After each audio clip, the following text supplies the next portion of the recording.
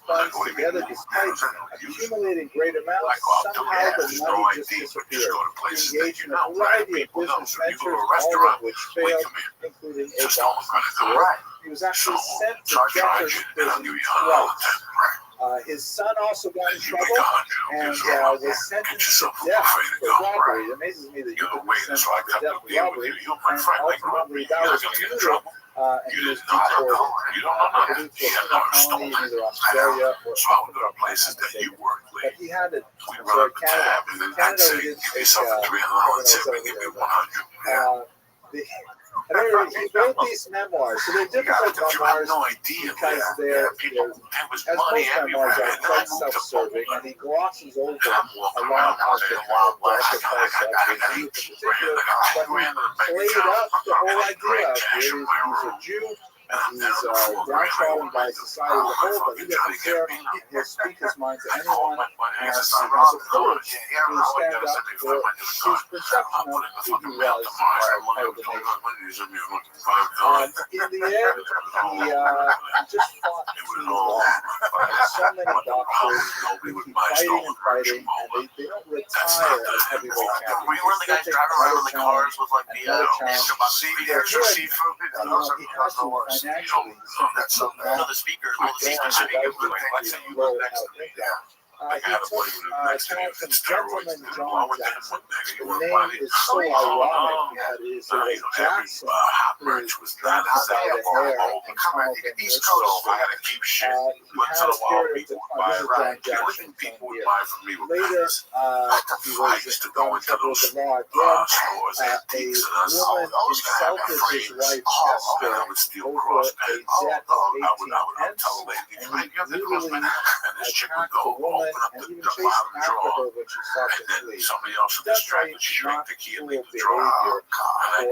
anyone, let alone heavyweight champion of the world. When he was brought to the courthouse for this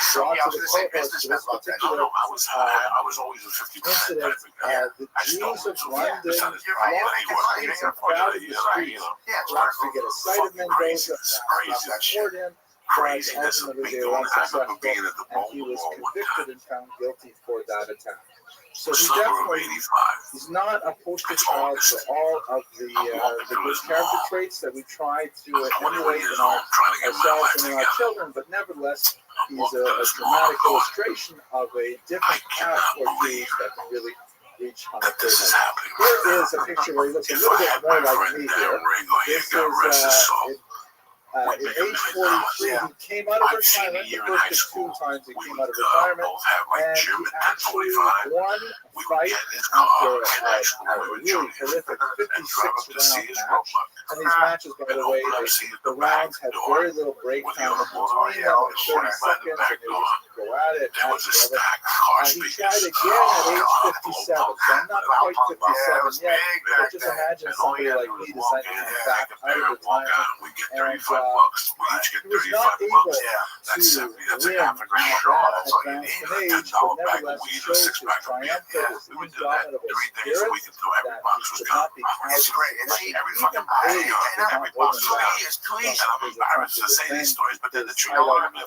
When I was 16, 17, sort of a counterexample of the lives of Sephardic Jews. We were the poorest family.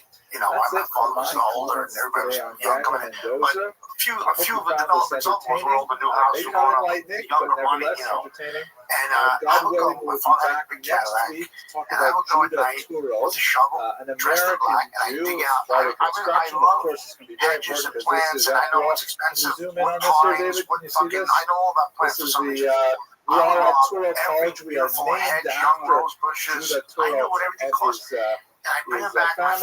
So it'll be very relevant discussion of Sephardic Jews in early North America. Thank you very much for your attention, and I hope you have an excellent week. Over there. That's nice. Give that to Rosalie. And then some mafia guys down the street heard I was doing it, and they go, you know, can you grab us some of these? So, yeah.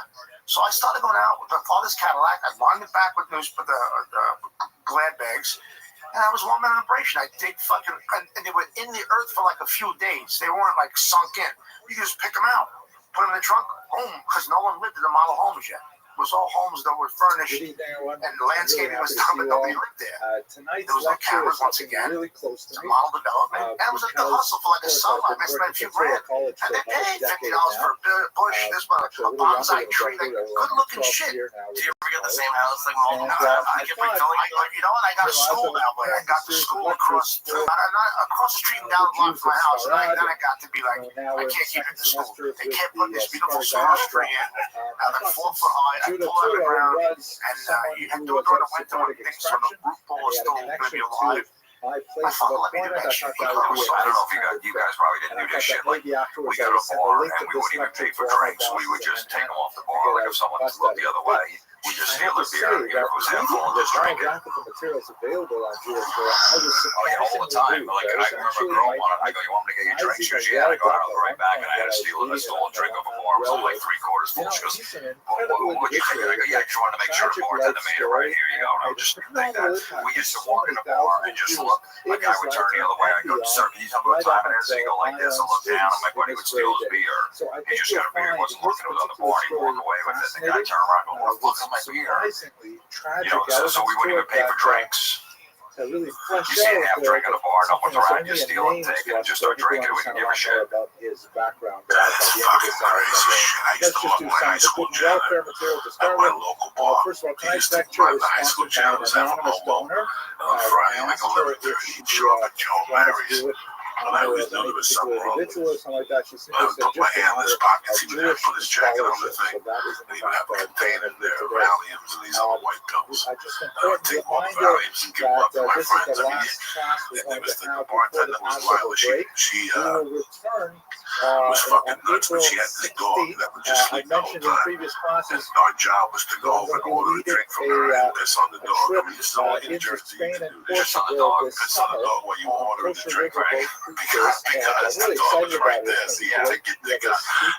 This is crazy. Someone has to do it. No, we do it at the bar instead of getting up. We just piss right at the bar. Piss at the bar. We're standing there or sitting, and you just whip your dick out, just piss. What are you talking about? There was no class in New Jersey. We didn't give a fuck. My friend ran the bar, and he would piss at the bar. What? Tonight's Where did it smell like piss? What did they down around? Because, you know, there's beer, everyone's spilling shit, you know, someone could sleep it, scrap bottle, and it all mixes in there, it all mixed in, it didn't matter. And then ham sandwiches, that's where you ate those ham sandwiches and all like that. We went to Joe Mary's, there was a circle dish, and they had like a plastic container for the ham. And he spent a lot of And he'd time make in 1,000 American little sandwiches at like 9 in the morning, ham and cheese. 16 And then when you got there, if you were drinking, you could just take a sandwich with a very fries. prolific That's how writer, it would be a including 2 little volumes of shit poetry, flies which would be I in particularly there. And fuck, that was and he wrote a book hot. called The Life of And Judas Stewart Stewart, sandwiches, do you remember Stewart sandwiches that came in the today. baggie? That You is went the to a bar and only you were out. biography You of could sit Judas and get a that Stewart has sandwich, they appeared. had like ham and cheese and There are pepperoni some pizzas, and they had a little fictionalized oven at the accounts bar. in German And they and in put it, English they of make the Judas sandwich for reasons with which the are baggie around and see maybe that you we'll were return to gonna it die. at And the they'd end of open it tonight's up and lecture. meat would come out.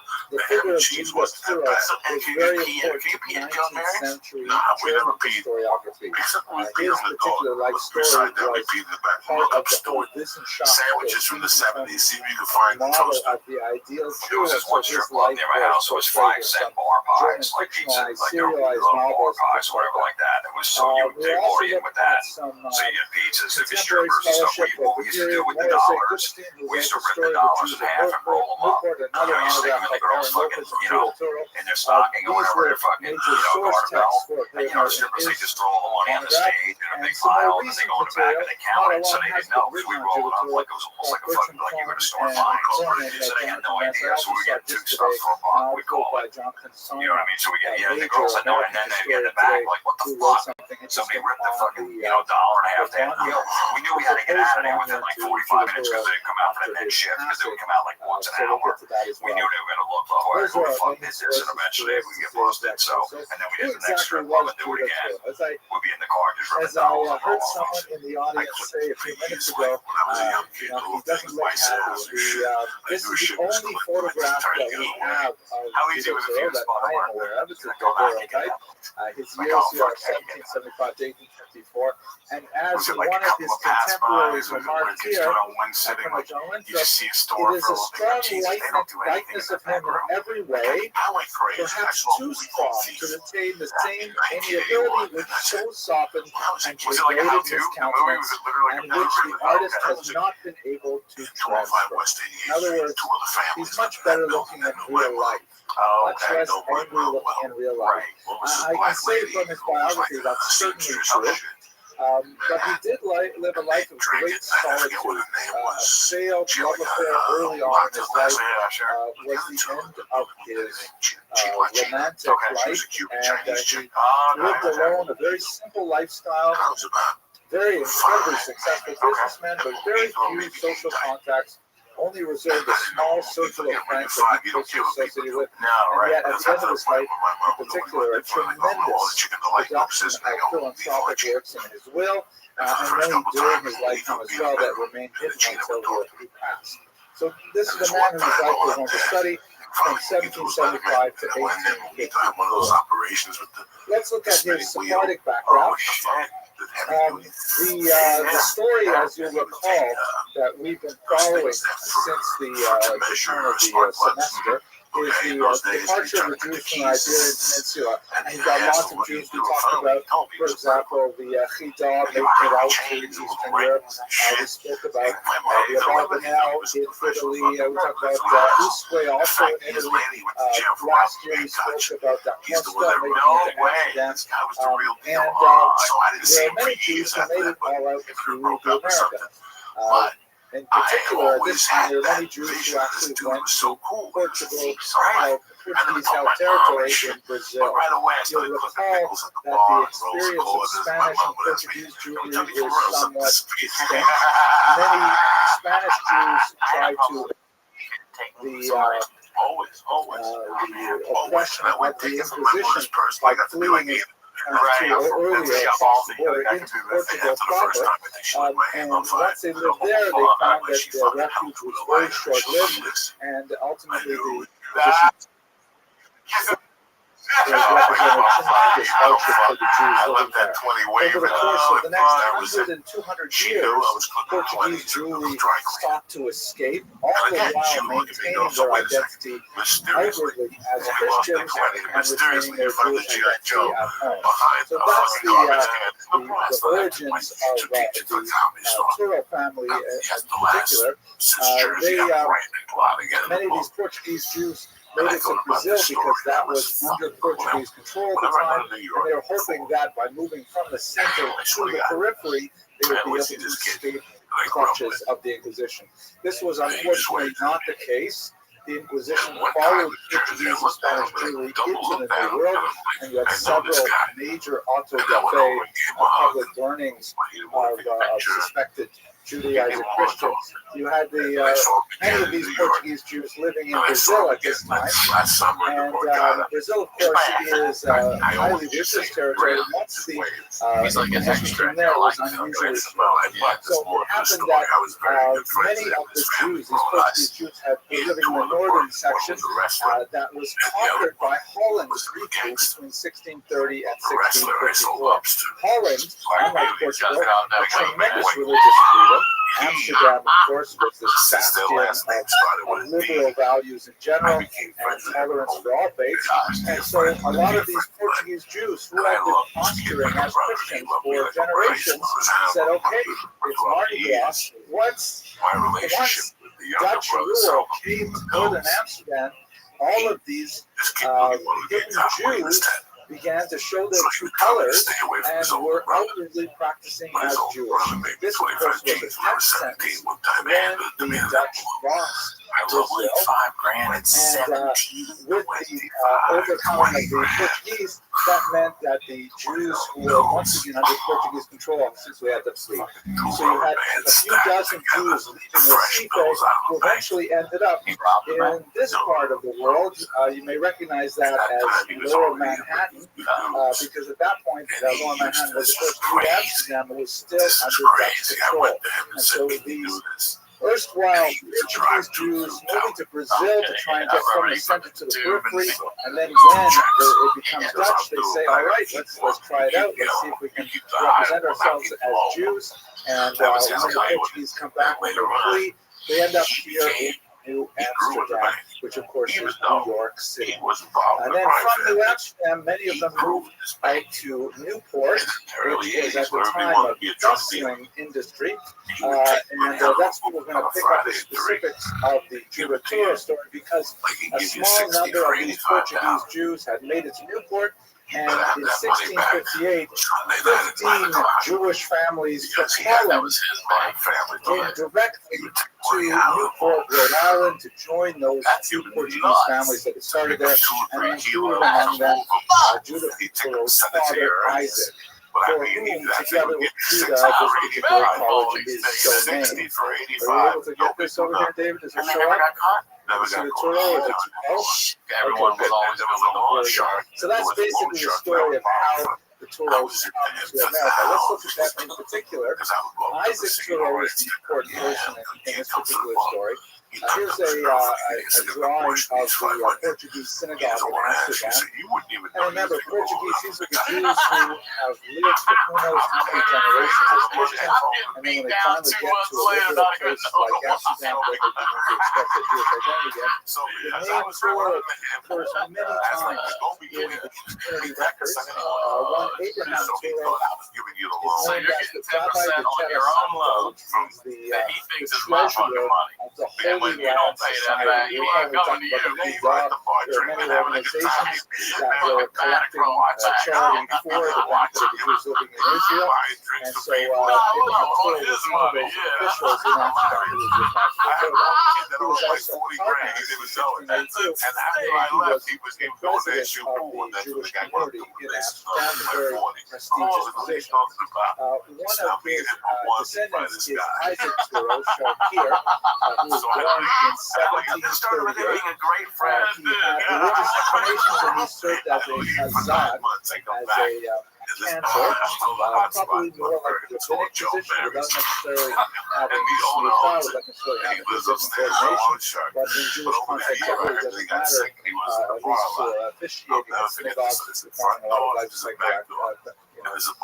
functions. He moved to the New World and he actually bounced around quite a bit. He served in Curacao, Suriname, New York, and Jamaica before he eventually joined these Jews living in Newport, where he met his wife. He served as the spiritual leader of the famous Turo Synagogue, one of the oldest synagogues in North America. This is the building that's located in Newport. It has some interesting architectural features which are not really visible in the current configuration, but it included, among other things, a trap door right under the bima. Over now, we're saying, like, it's a lot of There's a guy out there that owes $250,000 to Joey somewhere, dude. Never even got it. It's a very fascinating synagogue. It's 20 afternoon and you ain't high. Go fuck yourself. You around here like I'm a kid to my ball sack. You know what I'm saying? You gotta come around here looking at you with your fucking wide eyes. Thinking that you don't know where you want to reform. Go fuck yourself. My morning starts at 5:30 a.m.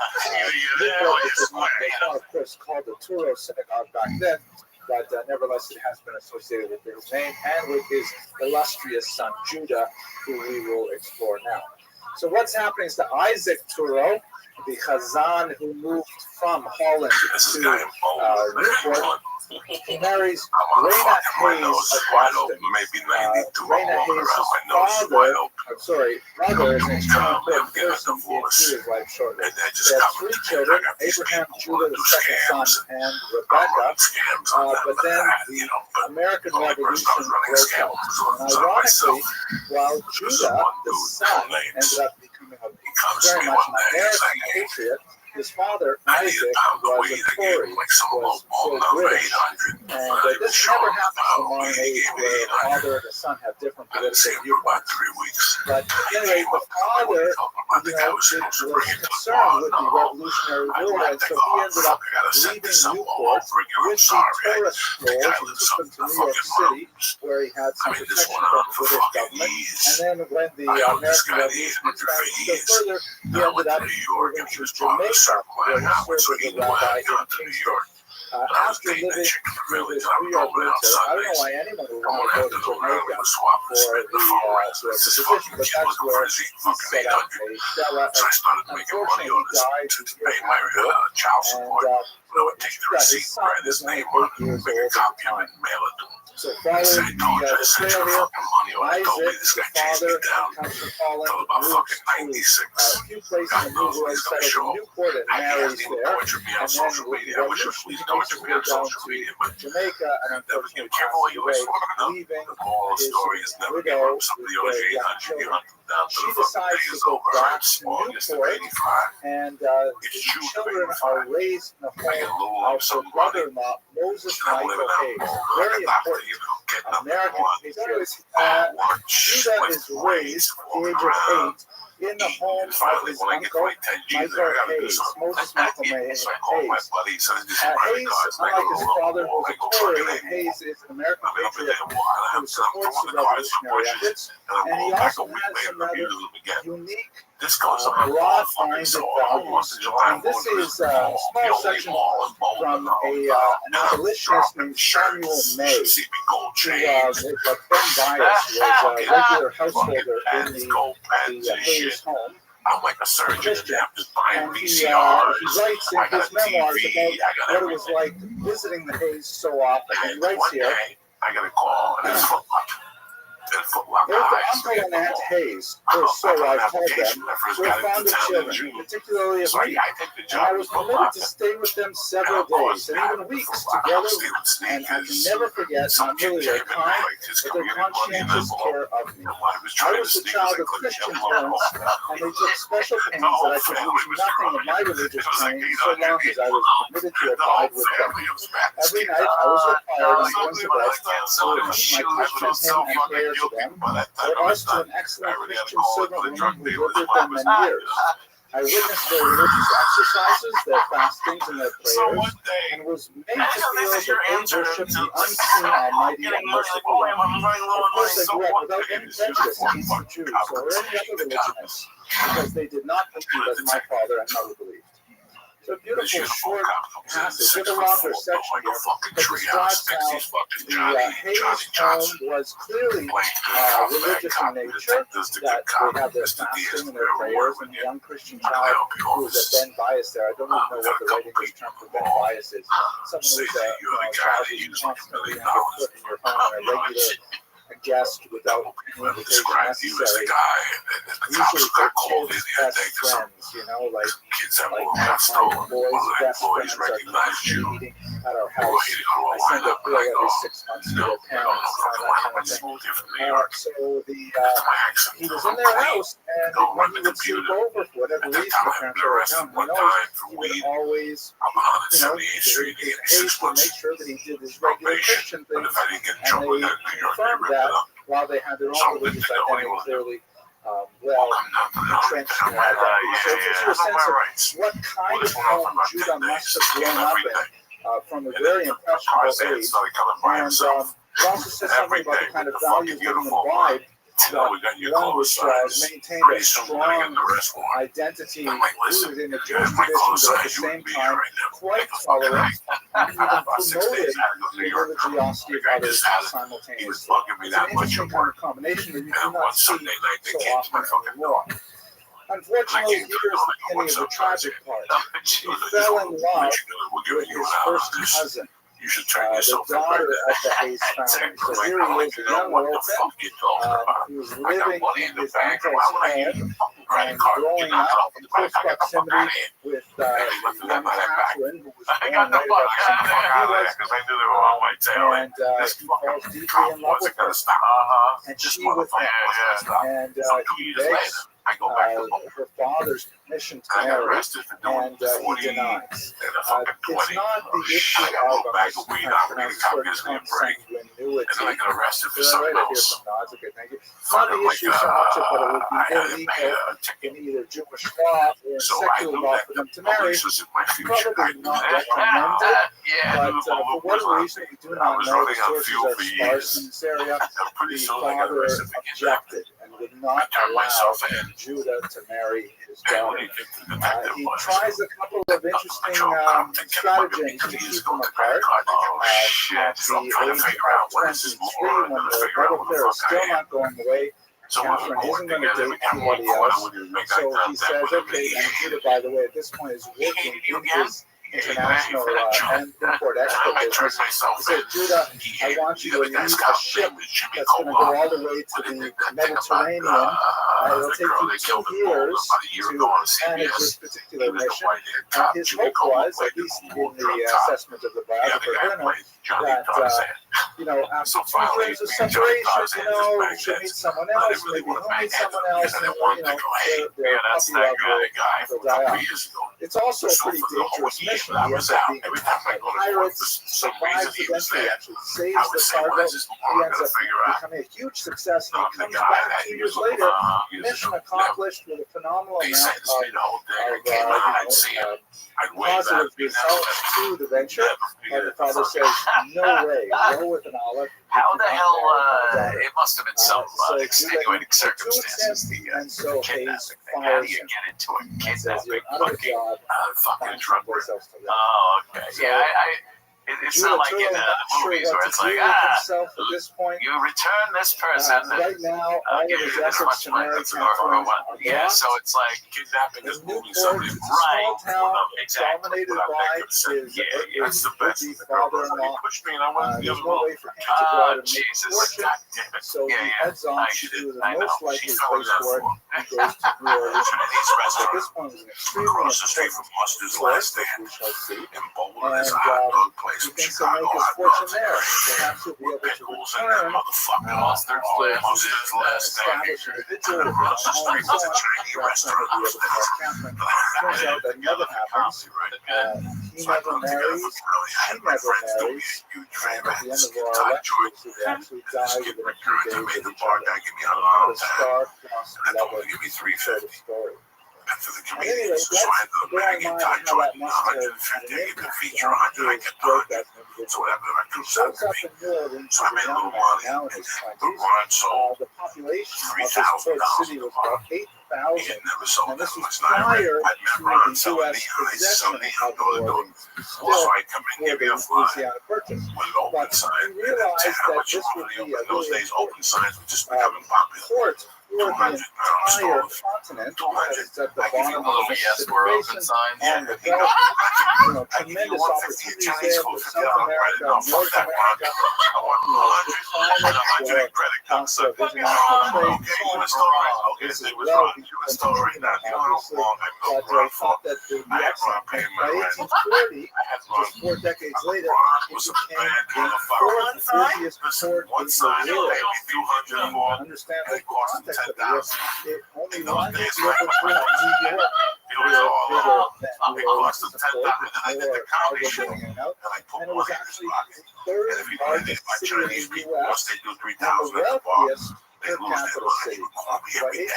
1840, the And I knew wealthiest I had Ron. I city go, in Ron. the Union, Listen, I based got on it. So I had Ron per for like capita a year. basis, was in I fact had New Ron Orleans. So on the the list. gamble was I had Ron. well Ron planned, still has and Vancouver. it Ron, worked we're out going for him to because Ron with this whole area right here. It's all like a fucking ring. You would never be He able owns to several ships, some of them captained by Ron, this truck is Ron. You gonna be there in 10 minutes? Yeah, what going on? And What's going on, Joe? I Listen, I took got a some big pictures of deal them. going on. I'll be out in Some 10 of the ones minutes. that seen I'm gonna tell you all about it. We're gonna make a ton of money. but Tell me these how to massive 1,000-ton ships with 4 or 5 Tell me wide that to the divides, restaurant. He'll be out there. Where you been? constantly carrying goods all over the world, I go, all listen. in focus Just in make the up a name hands for of it. this Listen, one you know, John individual Wayne. who material who Yeah, I know is John sending Wayne. them Listen, left wants and to right come and have and a come managing and every come. single Bring detail these of deposits his for far-flung 350 right business now from the bar. enterprises with a tremendous degree Yeah, I already got the guy waiting on the concentration bar for an and 8 ball. attention to detail. And one story I read about was he sent out his clerk to buy him You're a wearing a new condom. I'm cloak, crazy as fuck. and no before one's the gonna clerk show up. could Oh, come I would back, think another vendor came in to the store saying that they're on sale for $2 cheaper at a different store. So he sent that person to go buy it for $2 cheaper. And then when the clerk came back, he told him to return the cloak. So in other words, he saved himself $2, which maybe it would be the equivalent of $50 or $60 today, but still, instead of the $1 $9 was so broke. But at the same time, I wrote a $5,000 check to charity. But then like 11 when they opened for breakfast. 11:01. I was in there. Here's your chicken shrimp, Rob. Here's your chicken shrimp. Making my own soup. That's how pimp I had in there. And he told me, don't make your own soup. Take all shrimp. I would take the shrimp and the fucking wontons. And one time I learned how to make Chinese soup. I didn't like it. See, I always thought they had the same fucking chicken broth for each thing. So all they do is take the chicken broth, put three wontons in, they sprinkle it with water and fucking and they grill it. If it take drop, it take drop. If it's the other one, they mix it together with the noodles on top, but it's all the same fucking Chinese mix. Yeah, I knew that shit down. I got to be so friendly with Ron that I took over another Chinese restaurant. This is the I didn't take over. You got a chain. You don't got a chain like the mop. You're coming like salad. People eating the draw. Oh my God, I was taking over a Chinese restaurant. You're a Now, Ron was by the college. What was this guy's name? Eric? Ron was by the college. After 6 months, one day, Ron questioned me. He questioned my law. I give you $3,000. You eat it every day. And no John Wayne. No John Candy. No Monday food. I had this poor guy sweat. I started bringing him stolen. And I would bring him stolen shit. Like if I would go to the mall and steal like 3 big pens, like the gold pens. When you get this biography, you know, in the mafia, then I had this other dude, an Italian guy. I just told him I was from Mono Negro. I was coming to collect on Friday. This guy believed me and went to Tony Landizio and told Tony Landizio if I shut him down again, he was going to call the cops on me. This is Boulder, Colorado. I was going crazy. And I was just out of prison. I was just out of prison. You thought of being in prison? Like all these little So then, the studio found there's a Chinese restaurant. It wasn't that bad, but they were next to the biggest video store in Colorado. You know what I heard now? They Boulder on 28th Street, 30th Street, by a Arapaho. They used to have a street floor.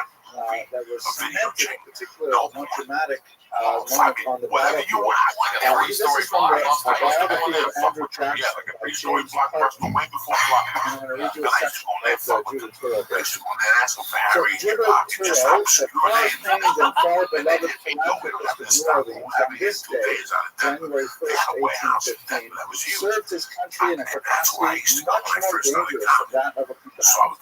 When the state was invaded, Mr. Turo was attached to the regiment of the Louisiana militia. After performing severe labors as a soldier in the ranks, Mr. Turo on the 1st of January volunteered his services to aid in carrying shot and shell from the magazines of Humphrey's battery.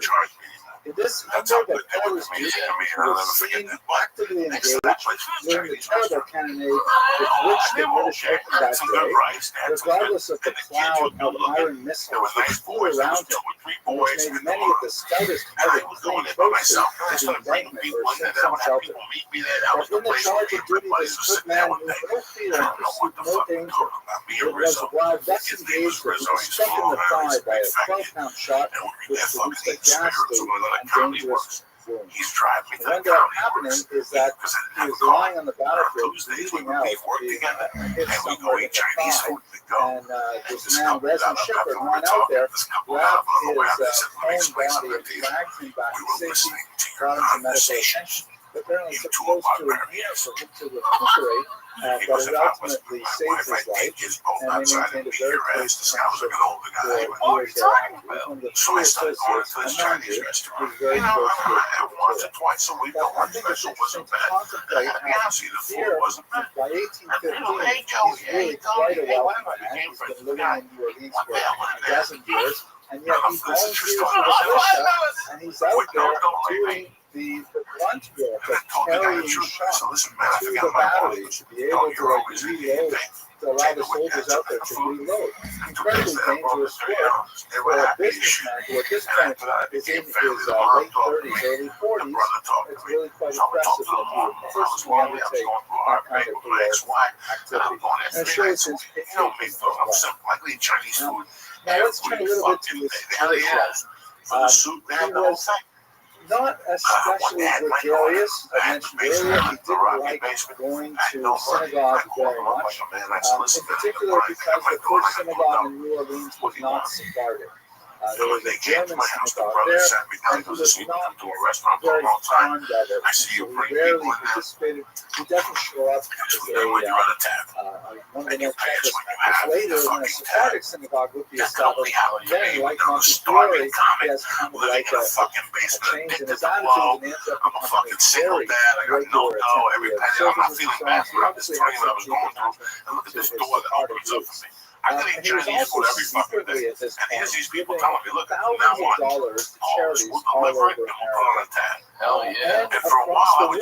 We already mentioned last week when we spoke about Montefiore that he donated $50,000 incredible sum of the time to the Alms House, which is right by Montefiore's funeral, in an attempt to provide livelihoods for the dispossessed of Israel. But he began to sort of seed money of $5,000 here, $5,000 there, for all kinds of congregations all over the eastern seaboard, both Ashkenaz and Sephardic.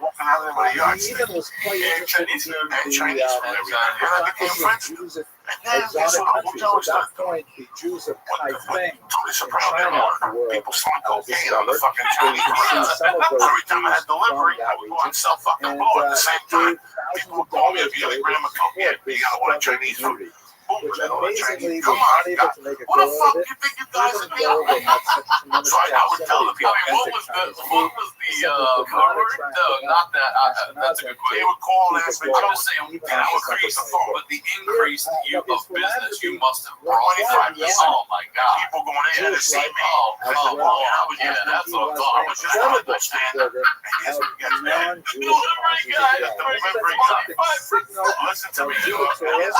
also got the Jewish experience in America. And we know from limited sources that the rabbis enjoying the Jewish community to support communal causes, even if they are primarily benefiting from the Thomas of electricity, but the Jews have support, Jewish graveyards, Jewish hospitals, and organizations that we are required to support the general community as well as our own. And this is something that Judith Torah took very seriously, and for which he is probably much more well known than he is for his Jewish activities. Here's one interesting story written from a Christian minister in 1855. So there was a church, the first Congregational Church in New Orleans, that had gone bankrupt, and they were going to be evicted from their premises. So he writes, Mr. Turer became the purchaser without any conditions expressed or implied as to what disposition he should make of it. Then we were feeble, impoverished, and bankrupt, and murdered Israelites snatched us from their jaws of destruction. From that day to its conflagration in 1849, he held it for our use, receiving not enough in the way of compensation for keeping it in repair. He might have torn the church down and reared on the site a block of stores which by this time would have amounted to $100 million. He was urged to do so, and at once replied to a gentleman who made a very liberal So it no longer property became that random there was people not ordering from money the enough Chinese in the place. It world to became buy it. you knew every Immediately fucking after his creepy destruction, fucking he bought a cocaine new chain. building for us. When after the church There was a burned down fucking in trailer park 1949, where the guy who was, I tell you, his name was Alex. Remember that trailer was in the halfway? He where called we us have the show worship early till on, now, the very free big of Mexican charge. Mexican Is dude. there a He Christian just laid society in Alex New lived Orleans in that that trailer has ever park behind offered it. to help And in us? the back of that It's an trailer park, amazing, to use the term it was like fucking La Bamba. from the Jewish sources, they Kiddush Hashem, Many illegal Mexicans. That's why I was picking up action of cocaine was kindness. in those days. Wait, that's where you Hard went to to get it? imagine finding today so It was easily, a trailer particularly park with as white relations people with living in the front. And then as you got to the back of the trailer park, like it was one house white, one house Mexican. But as you got to the back of it, this is 1985, this is 1994. As you got to the back of the trailer park, it got caught by wheels. And they were the ones that all along the ship put half of them. Well, that's some fucking power. And I mean, right off the fucking break. I don't know if they were cartels. And I mean, they would come out of the air like it would float. Are you serious? They wouldn't even use a scale. They wouldn't even use a scale, these motherfuckers. They became such friends that made me talk in Spanish. And I would go and I'd pay them for 2 ounces. And I'd take them home, it was 3.5 ounces. Because they just bring them out. They just put chunks all the way. And I'd take it. They were brown. They were brown Mexicans, dark, but they walked in like they were out of the I forget what the name was.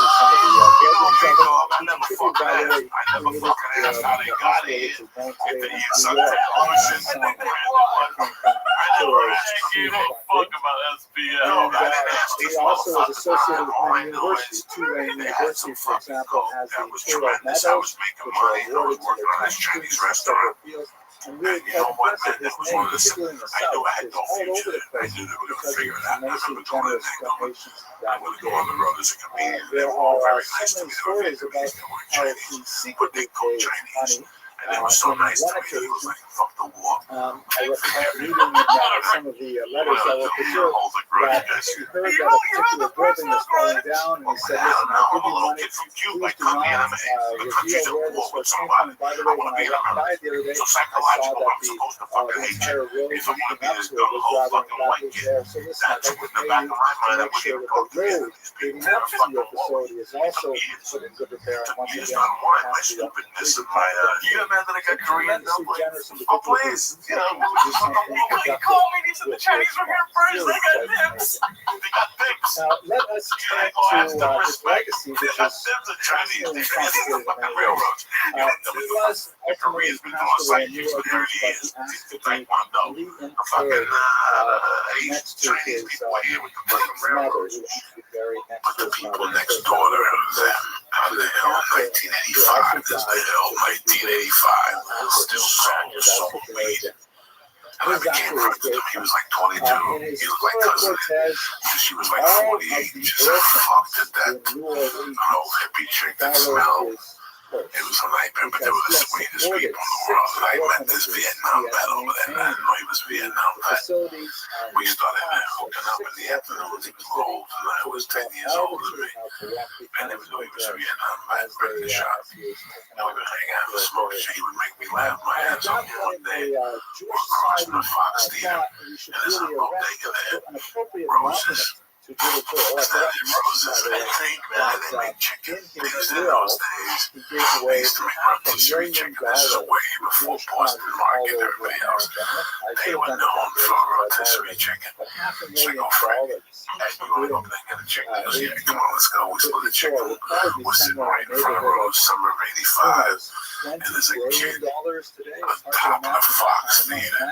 We're both stoned to the gills. And he's up there going, fuck it all. You know, because a lot of society kids go to bowl for a shot. They get rich parents that send them there, and they go there and they start talking those big words about humanitarian, totalitarian freedoms, and all that shit. They go crazy and boil. They go crazy and boil. August of 85, this gets up there yelling and screaming on the top of his lungs, and again, it's bolder, so people are surrounding him, and they go and please don't jump, oh, please don't, and the cops get there, and the kids and the cops are yelling at him.